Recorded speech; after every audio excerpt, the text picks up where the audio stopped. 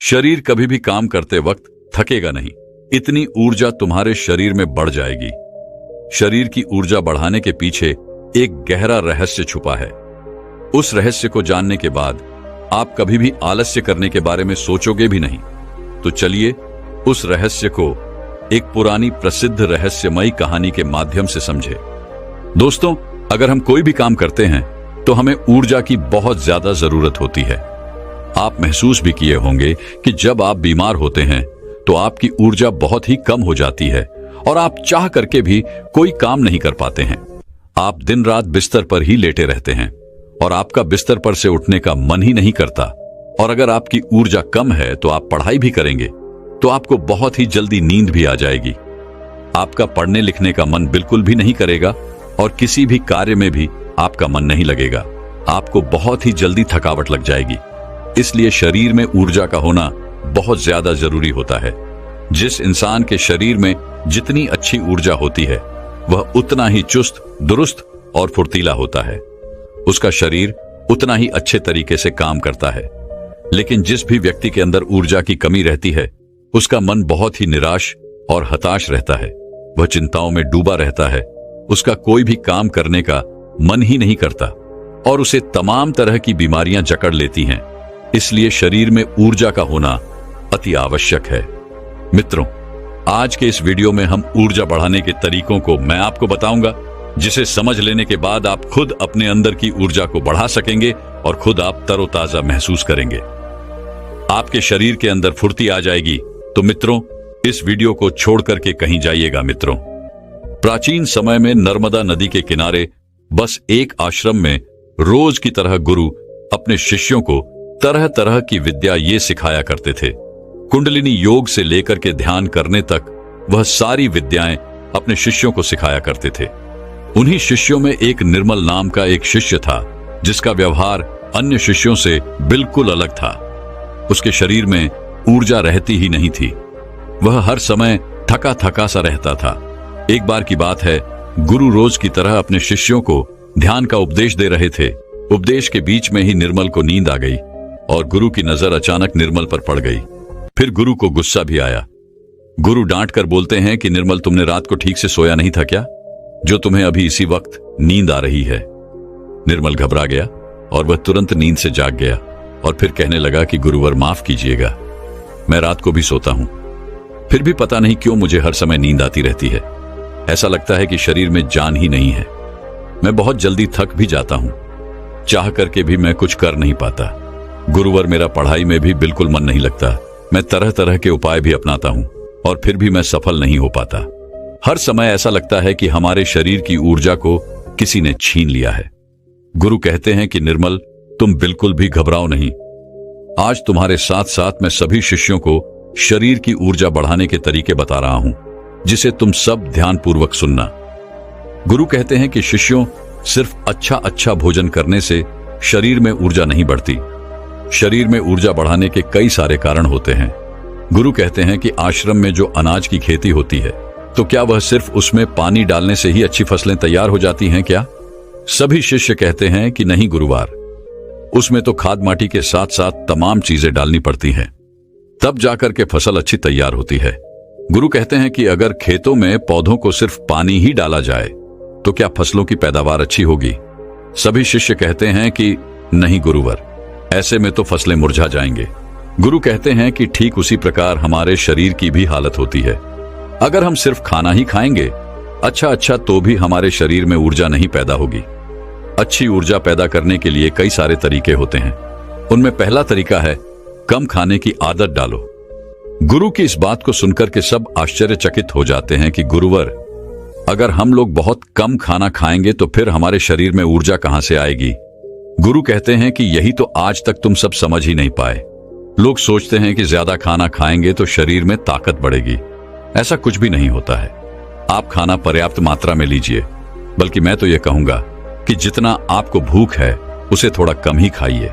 इससे क्या होगा कि जो आपकी शरीर की प्राण ऊर्जा है वह भोजन को जल्दी से पचा देगी और जो बाकी ऊर्जा बचेगी वह आपके शरीर की टूटी फूटी कोशिकाओं की मरम्मत करने में मदद करेगी। इससे आपके शरीर की प्राण ऊर्जा को आपके शरीर की देखरेख करने के लिए बहुत समय मिल जाएगा। और आप जब खाना पर्याप्त मात्रा में लेते हैं, बहुत ज्यादा खाना नहीं खाते हैं, तो आपका शरीर हल्का रहता है। और जब आपका शरीर हल्का रहेगा, खाना बहुत अच्छे तरीके से पच जाएगा, तो बाकी लोगों की तुलना में आप बहुत हल्का और ऊर्जावान महसूस करेंगे। गुरु कहते हैं कि जो लोग ज्यादा खाना खाते हैं, उनके शरीर की सारी ऊर्जा सिर्फ खाने को ही पचाने में लग जाती है और कई घंटों तक तो उनका खाना पचता ही रहता है और ठीक से उनका पाचन भी नहीं हो पाता। पेट उनका भारी भारी सा रहता है। लेकिन जो व्यक्ति कम खाते हैं, उनका पाचन बहुत ही जल्दी हो जाता है और फिर बचे हुई प्राण ऊर्जा शरीर की टूटी फूटी कोशिकाओं की मरम्मत करती रहती है। ऐसे लोग बहुत ही ऊर्जावान महसूस करते हैं। तुमने अजगर को तो देखा ही होगा। अजगर खाना खाने के बाद कई घंटों तक, या यूं कहे कि कई दिनों तक यूं ही अस्वस्थ पड़ा रहता है। उसके शरीर की फुर्ती ही चली जाती है। ऐसे ही हम सबके साथ होता है। अगर हम ज्यादा खाना खाएंगे तो हमारे शरीर की सारी प्राण ऊर्जा खाने के ऊपर लग जाएगी। पूरे दिन रात सिर्फ उस खाने को पचाने में लगी रहेगी। लेकिन अगर हम खाना पर्याप्त मात्रा में खाते हैं या जितना हमारी भूख है उससे कम खाते हैं, तो हमारे शरीर की बची हुई प्राण ऊर्जा हमारे शरीर की टूटी फूटी कोशिकाओं की मरम्मत करने में लग जाती है। गुरु कहते हैं कि पहले तो तुम सब यह करो कि जितना तुम्हें भूख है उससे थोड़ा कम खाओ और आज से ही इस रहस्यमयी तरीके को अपनाना शुरू कर दो। इसका असर तुम्हें 1 हफ्ते में दिखने लगेगा। गुरु कहते हैं कि दूसरी बात जो तुम सबको याद रखनी है हमेशा ऊर्जावान बने रहने के लिए, वह यह है कि पौष्टिक भोजन खाओ। गुरु कहते हैं कि अधिकतर लोग तो सिर्फ पेट भरने के लिए खाना खाते हैं। उन्हें लगता है कि उनका पेट बस भर जाए तो सब ठीक हो जाएगा। तो ऐसा बिल्कुल भी नहीं होता है। आपके शरीर को विभिन्न प्रकार के विटामिन्स की जरूरत होती है। अगर आपके शरीर को पर्याप्त मात्रा में विटामिन्स नहीं मिलेगा तो धीरे धीरे आपका शरीर कमजोर पड़ने लगेगा। मान लीजिए कि आपके शरीर में विटामिन ए की कमी रहती है, तो आपको रतौंधी रोग हो सकता है। अगर आप अपने खाने में कैल्शियम की मात्रा नहीं लेते हैं तो इससे आपकी हड्डियां कमजोर हो जाएंगी और उनमें दर्द भी हो सकता है। हड्डियों को मजबूत करने के लिए सबसे अच्छा तरीका है कि आप दूध का सेवन करें और आप थोड़ा समय धूप में जरूर बिताएं। इससे क्या होगा कि विटामिन डी धूप में त्वचा के नीचे पर्याप्त मात्रा में बन जाएगी। सूर्य के प्रकाश में ही विटामिन डी का निर्माण होता है और उसका निर्माण आपकी त्वचा के नीचे होता है, जो आपके शरीर की हड्डियों को मजबूत बनाने में अति आवश्यक होता है। इससे आपकी त्वचा की चमक भी बढ़ती है और आप तंदुरुस्त भी रहेंगे। गुरु कहते हैं कि खाने में अच्छा और पौष्टिक भोजन लो और जितना ज्यादा हो सके प्राकृतिक भोजन खाओ, उससे तुम्हारा मन शांत रहेगा। गुरु कहते हैं कि शिष्य हमेशा ऊर्जावान बने रहने का तीसरा तरीका है व्यायाम करने की और ध्यान करने की आदत डालो। शिष्य कहने लगे, गुरुवर, यह तो हम प्रतिदिन करते हैं, इसमें कौन सी बड़ी बात है, यह तो सभी करते हैं। तभी फिर गुरु कहते हैं कि हां, बात तुम्हारी सही है, लेकिन अगर व्यायाम को और ध्यान को एक निश्चित समय पर ना किया जाए, जब मन में आया तब कर लिए, तो ऐसे करने से कोई मतलब नहीं होता है, बल्कि उसका शरीर पर बुरा असर तुम्हें देखने को मिलेगा। इसलिए सबसे ज्यादा जरूरी यह है कि व्यायाम और ध्यान को एक निश्चित समय में करो। गुरु कहते हैं कि व्यायाम शुरू करो, फिर होगा क्या कि तुम्हारे शरीर की ऊर्जा बढ़ने लगेगी और तुम्हारे शरीर में पूर्ति भी आने लगेगी, क्योंकि व्यायाम करने से शरीर के सभी अंग मजबूत होते हैं और उनके कार्य करने की क्षमता भी बढ़ती है। तो इससे तुम दिन में काफी समय तक ऊर्जा से भरे रहोगे, ऊर्जावान महसूस करोगे। जब धीरे धीरे ऊर्जा घटने लगेगी तो फिर अगला दिन आ जाएगा, तो तुम अगले दिन ठीक उसी समय पर व्यायाम करना। तुम्हारा शरीर ऊर्जा से भरा रहेगा। लेकिन सबसे ज्यादा जरूरी यह है कि व्यायाम और ध्यान को एक निश्चित समय पर करना, तभी इसका प्रभाव तुम्हें देखने को मिलेगा। और प्रतिदिन तुम सुबह और रात को जब सोने जाओ तो ध्यान में लीन हो जाओ। ध्यान की क्रिया अच्छे तरीके से चलेगी। ध्यान में बहुत ताकत होती है। तुम सुबह ध्यान की गहराइयों में जरूर जाना। गुरु कहते हैं कि शिष्यों, चौथा उपाय है अपने शरीर की ऊर्जा बढ़ाने का। वह यह है कि तुम्हें चिंता को अपने वश में करना होगा। गुरु कहते हैं कि शिष्यों, अभी तुम सब बच्चे हो, अभी तुम सबको उतनी फिक्र नहीं है, लेकिन जब तुम धीरे धीरे बड़े होने लगोगे तो तुम्हारे ऊपर भी जिम्मेदारियों का बोझ आएगा, तो तुम्हारे ऊपर तमाम कामों का बोझ रहेगा। मैं ये नहीं कह रहा हूं कि तुम चिंता से हमेशा के लिए मुक्त हो सकते हो, लेकिन हां, अगर तुम समझकर चलो कि चिंता को कैसे रोका जाए, उसे कैसे अपने से दूर रखना है, उसे खुद पर हावी नहीं होने देना है, तो तुम बहुत ही समझदार व्यक्ति कहलाओगे। क्योंकि चिंता ही एक ऐसी बीमारी है जो तुम्हारे शरीर को हर वक्त जलाती रहती है। जो व्यक्ति जितना गहराई से और जितना अंदर से चिंता करता है, वह बहुत ही ज्यादा परेशान रहता है। उसके शरीर की ऊर्जा को चिंता खुद छीन लेती है, और जिसके जीवन में चिंता ज्यादा है, वह मानसिक रूप से भी बीमार रहता है। इसलिए तुम सबको चिंता पर काबू पाना होगा। चिंता करने से ना तो हमारा भविष्य बदलता है और ना ही हमारा भूतकाल। चिंता सिर्फ और सिर्फ हमारे शरीर को हमसे छीन ले जाती है, हमारे सुख चैन को हमसे छीन ले जाती है।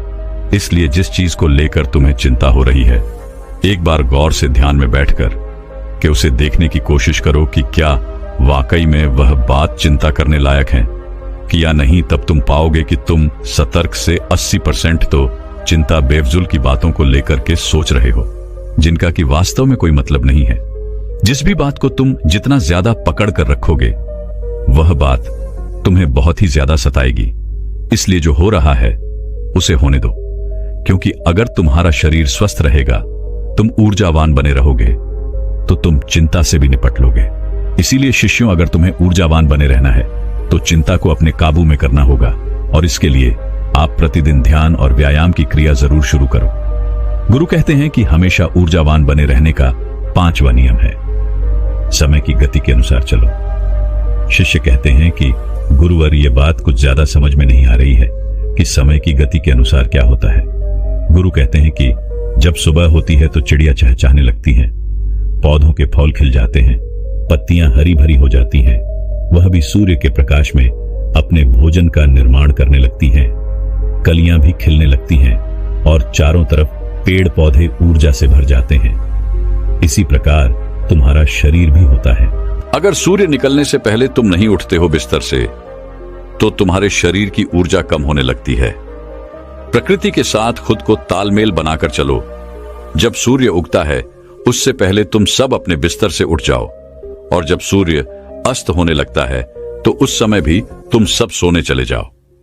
अगर तुम सब सही काम को सही समय पर करते हो, तो तुम्हारा शरीर हमेशा ऊर्जावान बना रहेगा। जो व्यक्ति आलसी होता है, सूर्य निकलने के बाद उठता है और रात भर जागता रहता है, दिन में सोता रहता है, तो उसके शरीर की ऊर्जा क्षीण होने लगती है। क्योंकि अगर तुम प्रकृति के साथ खुद का तालमेल बैठाकर नहीं चलोगे, तो तुम्हारे शरीर की ऊर्जा कम होने लगेगी। इसलिए अपने सभी कार्यों को समय के अनुसार करो। जब तुम समय के अनुसार कार्य को करोगे, तो तुम्हारा शरीर भी स्वस्थ रहेगा और तुम्हें कार्य करने की चिंता भी नहीं रहेगी, क्योंकि तुमने अपने कार्य को सही समय पर कर लिया। कुछ लोगों को नींद रात में इसलिए नहीं आती है क्योंकि एक तो चिंता उन्हें बहुत सताती रहती है, और दूसरी बात यह है कि वह समय के अनुसार चलते भी नहीं। इसलिए अगर तुम्हें लंबी जिंदगी जीनी है, तो अपने कार्यों को समय के अनुसार करो। गुरु कहते हैं कि हमेशा ऊर्जावान बने रहने का 6वां नियम है, खुद पर ध्यान दो। गुरु कहते हैं कि यह बहुत ही शक्तिशाली नियम है। खुद पर ध्यान देने का मतलब यह है कि तुम सब खुद से खुद को प्यार करो, खुद के लिए अच्छा सोचो। कई बार होता है कि कुछ लोग दूसरों की जिंदगी से बहुत ही ज्यादा निराश रहते हैं। अगर कोई दूसरा विकास कर रहा है, तो उससे बहुत ही ज्यादा परेशान रहते हैं। उसे उनके अंदर जलन की भावना उत्पन्न होने लगती है, तो धीरे धीरे उसका शरीर ऊर्जा से क्षीण होने लगता है। इसीलिए दूसरों पर ध्यान देने की बजाय खुद पर ध्यान दो, खुद को बेहतर बनाने में लग जाओ। जब तुम पूरी ऊर्जा के साथ खुद को बेहतर बनाने में लगोगे, तो तुम्हारे कार्य जरूर सफल होंगे। वह व्यक्ति अपने जीवन में कभी भी सफल नहीं हो पाता जो हर समय दूसरों के बारे में सोचता रहता है, दूसरों की बुराई के बारे में सोचता रहता है, दूसरों से जलन की भावना रखता है। उस व्यक्ति की ऊर्जा कभी भी अच्छी नहीं रहती। लेकिन वहीं पर जो व्यक्ति अपने बारे में अच्छा सोचता है और दूसरों के भी बारे में अच्छा सोचता है, तो उसकी ऊर्जा हमेशा बनी रहती है। इसलिए अपनी ऊर्जा को अगर बढ़ाना है, तो खुद के बारे में अच्छा सोचो और खुद से बहुत प्यार करो। जब कोई इंसान किसी दूसरे व्यक्ति से जलता रहता है, तो उसके हार्मोन्स नकारात्मक होने लगते हैं, और अच्छे हार्मोन्स कभी भी उसके शरीर से स्रावित ही नहीं हो पाते, जिससे उसकी ऊर्जा कम होने लगती है। लेकिन वहीं पर जो व्यक्ति अच्छा सोचता है, पॉजिटिव रहता है तो उसके शरीर के सभी हार्मोन्स सकारात्मक स्तर कैसे निकलते रहते हैं, जिससे उसके शरीर में ऊर्जा बनी रहती है। गुरु कहते हैं कि हमेशा ऊर्जावान बने रहने का 7वां नियम है, सकारात्मक रहें। कैसी भी सिचुएशन तुम्हारी जिंदगी में आ जाए, तुम्हें हमेशा सकारात्मक बने रहना होगा। जो व्यक्ति जितना ज्यादा सकारात्मक होता है, उसकी सोच उतनी ही ज्यादा सकारात्मक होती है। वह उतना ही अच्छे तरीके से परेशानियों से निपट सकता है। लेकिन जिसके दिमाग में हमेशा नकारात्मक बातें ही भरी रहती हैं, वह नकारात्मक बातें ही सोचता रहता है, तो उसकी ऊर्जा लगातार नीचे की तरफ बहती रहती है, जिससे उसके शरीर की ऊर्जा धीरे धीरे क्षीण होने लगती है।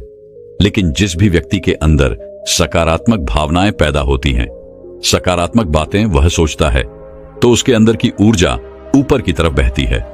और जब ऊर्जा ऊपर की तरफ बहती है तो वह किसी भी कार्य पर, किसी भी तत्व पर बहुत ही अच्छे तरीके से सोच पाता है। और जब वह किसी कार्य को करता है तो उसमें वह सफल जरूर होता है। इसीलिए शिष्यों हमेशा सकारात्मक बने रहना बहुत ज्यादा जरूरी होता है। जरूरी नहीं कि हर पल आप सकारात्मक ही रहे, लेकिन अगर आपकी सोच सकारात्मक है तो आप तमाम तरह की मुश्किलों से पार जा सकते हैं, मुश्किलों को अपनी जिंदगी से हरा सकते हैं। इसीलिए सकारात्मक सोच के साथ आगे बढ़ने का प्रयास जरूर करो।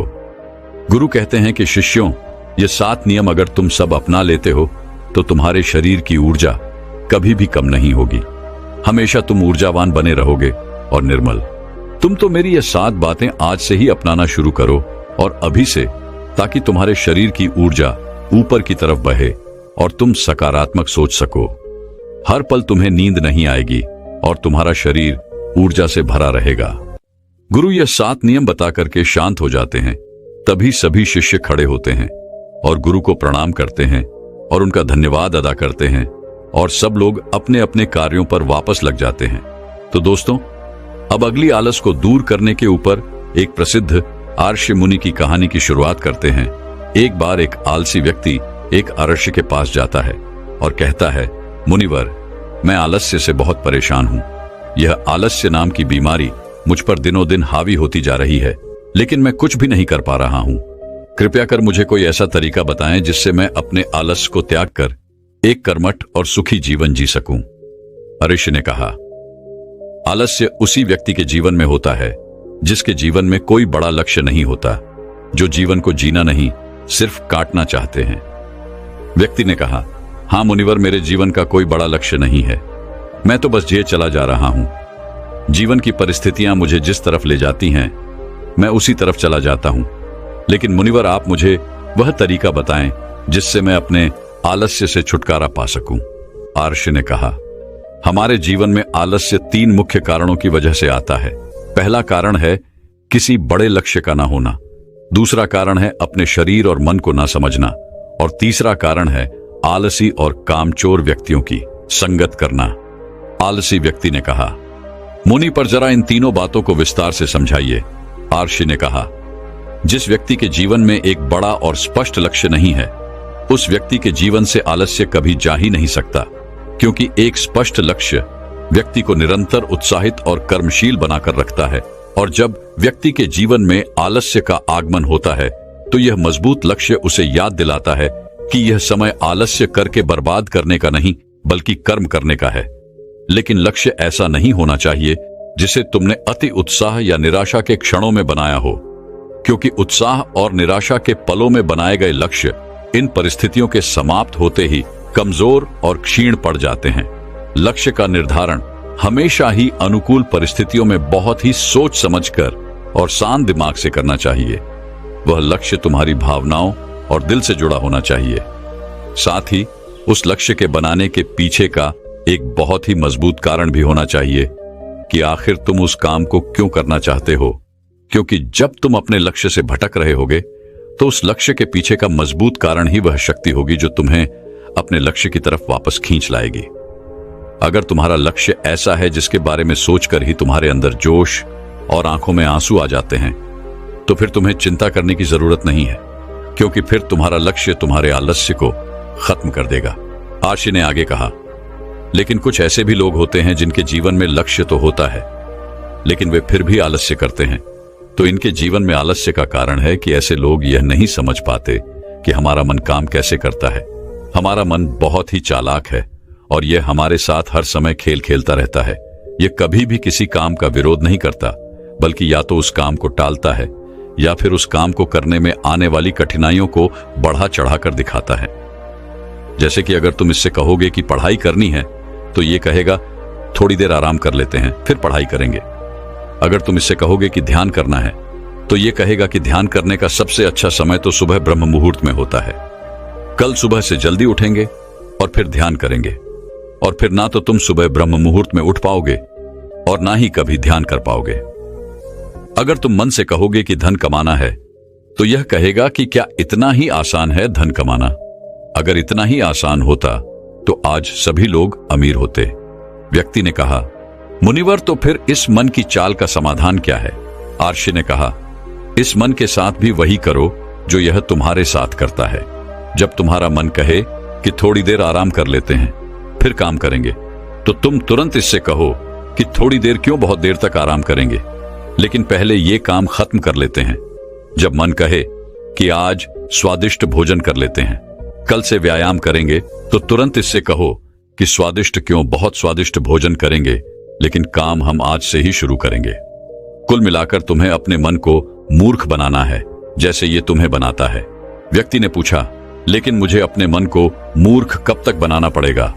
आर्षि ने कहा, जब तक तुम अपने जीवन से आलस्य को दूर रखना चाहते हो। आर्षि ने आगे कहा, या तो तुम अपने मन को मूर्ख बनाओ, नहीं तो यह मन तो तुम्हें मूर्ख बना ही रहा है।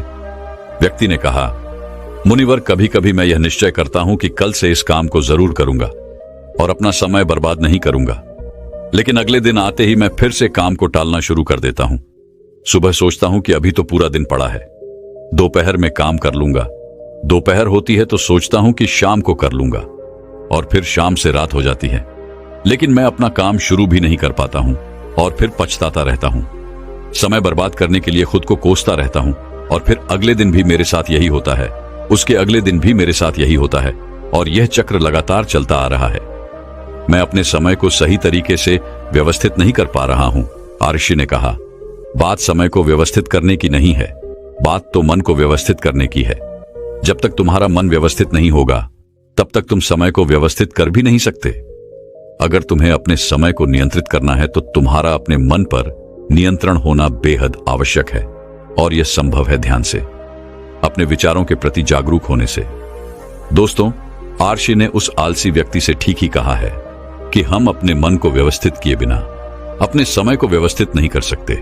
व्यक्ति ने कहा, मुनिवर, लेकिन कभी कभी ऐसा भी होता है कि किसी काम को करने का मन भी होता है, वह काम जरूरी भी होता है, लेकिन तब हमारा शरीर आलस्य करता है। हमारे शरीर में इतनी ऊर्जा नहीं होती कि हम उस काम को कर सके। यदि हम उस काम को शुरू भी कर देते हैं, तो बहुत ही जल्द हमारा शरीर थक जाता है। फिर या तो हम उस काम को आगे के लिए टाल देते हैं, या फिर अगर उस काम को करते भी हैं, तो वह काम ठीक से नहीं हो पाता। आर्षि ने कहा, तुम अपने मन को तो मूर्ख बना सकते हो, लेकिन अपने शरीर को कैसे मूर्ख बनाओगे? शरीर चलता है ऊर्जा से, और ऊर्जा मिलती है भोजन से। लेकिन अगर तुम ऐसा भोजन करोगे जिसमें खुद कोई ऊर्जा नहीं है, कोई जीवन नहीं है, तो तुम्हारे शरीर को ऊर्जा कैसे मिलेगी? तुम्हारा शरीर पूरे दिन आलस्य से घिरा रहेगा। ऊर्जा रहित भोजन से मेरा आशय ऐसे भोजन से है जो हम सिर्फ स्वाद के लिए खाते हैं, जिसे ग्रहण करने से हमारे शरीर का संपूर्ण विकास नहीं होता। इसीलिए तुम ऐसा भोजन ग्रहण करो जो तुम्हारे शरीर में ऊर्जा भरे, ना कि आलस। व्यक्ति ने कहा, मुनिवर, मैं यह तो समझ गया कि कैसा भोजन आलस्य पैदा करता है, लेकिन अब आप मुझे आलस्य के तीसरे कारण के बारे में बताइए कि बुरी संगत कैसे हमें आलसी बना सकती है। आर्षि ने कहा, किसी भी इंसान के जीवन में इस बात का सबसे ज्यादा फर्क पड़ता है कि वो कैसे लोगों के साथ अपना समय व्यतीत करता है, क्योंकि कोई भी इंसान अपने आसपास के माहौल और लोगों से सबसे ज्यादा प्रभावित होता है। इसीलिए तुम्हें इस बात का ध्यान रखना बहुत जरूरी है कि कहीं तुम्हारे मित्र आलसी स्वभाव के तो नहीं है, कहीं वो काम को टालने की आदत से ग्रसित तो नहीं है, क्योंकि अगर ऐसा है तो आज नहीं तो कल तुम भी आलसी बन ही जाओगे, तुम भी काम को टालना सीख ही जाओगे। क्योंकि बुरी आदतें अच्छी आदतों की तुलना में ज्यादा आसानी से लोगों को अपनी ओर आकर्षित करती हैं और फिर लोग इन बुरी आदतों के गुलाम बन जाते हैं। इसीलिए तुम्हें अपने आसपास के लोगों के आलसी स्वभाव के प्रति भी जागरूक रहना पड़ेगा और ऐसे लोगों का साथ छोड़ना पड़ेगा जो स्वभाव से आलसी हैं। अगर आलसी लोगों की संगत करोगे तो आलसी ही बनोगे, ऊर्जावान लोगों की संगत करोगे तो ऊर्जावान बनोगे, और ये निर्णय पूरी तरह से तुम्हारे हाथों में है। इसीलिए कर्मठ और ऊर्जावान लोगों के साथ रहो, और अगर तुम्हारे आसपास ऐसे लोग नहीं हैं तो अकेले रहने की आदत डाल लो। व्यक्ति ने कहा, गुरुवर, लेकिन मैं शुरुआत कहां से करूं? आर्ष ने कहा, शुरुआत करो एक स्पष्ट और मजबूत लक्ष्य को बनाने के साथ, जिसके बनाने के पीछे का एक मजबूत कारण भी होना चाहिए। उसके बाद अपने मन को खुद को मूर्ख मत बनाने दो, बल्कि इसे मूर्ख बनाते रहो, क्योंकि जैसे ही तुम इसे मूर्ख बनाना बंद करोगे, ये तुम्हें मूर्ख बनाना शुरू कर देगा। उसके बाद अपने शरीर का ख्याल रखो कि तुम कैसा भोजन करते हो।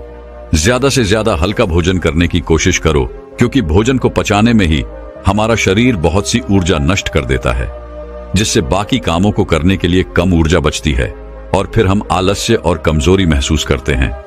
आसानी से पचने वाले और ऊर्जा से भरपूर पदार्थ ही अपने भोजन में शामिल करो। उसके बाद अपने सोने और उठने का समय निश्चित करो, इससे तुम ज्यादा अनुशासित रह पाओगे। अपने दिनचर्या में रोज व्यायाम और ध्यान का समय भी निश्चित करो। साथ ही किसी भी काम को खत्म करने का एक समय निश्चित कर दो। इससे तुम्हारा दिमाग उसी समय तक काम को पूरा करने के लिए खुद को प्रेरित करेगा, जिससे तुम किसी भी काम को समय पर खत्म कर पाओगे। इसके बाद सबसे महत्वपूर्ण बात कि आलसी और कामचोर लोगों की संगत करना छोड़ दो और खुद के साथ समय बिताना शुरू करो। अगर तुमने इन सारी चीजों का पालन किया तो आलस्य तुम्हारे जीवन से पूरी तरह से गायब हो जाएगा। ये सारी बातें सुनने के बाद व्यक्ति ने कहा, मुनिवर, आलस्य से छुटकारा पाना तो बहुत ही आसान है। आर्ष ने कहा, यह आसान भी तुम्हारे मन को ही लग रहा है। यह मन कब तुम्हारे साथ कैसे चाल चलेगा, इसके लिए तुम्हें जागरूक रहना पड़ेगा, और जागरूकता आती है जागरूक लोगों के साथ रहने से, अकेले रहने से या फिर ध्यान करने से। व्यक्ति ने कहा, मुझे अपने आलस्य को भगाने का काम अभी और इसी क्षण से शुरू कर देना चाहिए। आर्ष ने कहा, हाँ, बिल्कुल सही कहा तुमने। सही समय का इंतजार भी मन की ही चाल है। तो दोस्तों, क्या आप भी सही समय का इंतजार ही कर रहे हैं या फिर इसी समय को सही बनाने के ठान चुके? दोस्तों, मैं उम्मीद करता हूं कि यह कहानी सुनने से आपके जीवन में अच्छे बदलाव आए होंगे। आपको इस वीडियो से क्या सीखने मिला, ये कमेंट करके जरूर बताएं, और अपने परिवार, दोस्तों या आपके करीबी इंसान के साथ ये कहानी शेयर करके उन्हें भी इस ज्ञान से परिचित करवाएं। बाकी अगर आपको यह वीडियो दिल से अच्छी लगी हो तभी इस वीडियो को लाइक कर देना, और आपने अब तक इस चैनल को सब्सक्राइब न किया हो तो चैनल को सब्सक्राइब भी जरूर कर देना। आपका हर दिन शुभ हो और खुशियों से आपका जीवन भरा रहे। धन्यवाद। नमो बुद्धाय।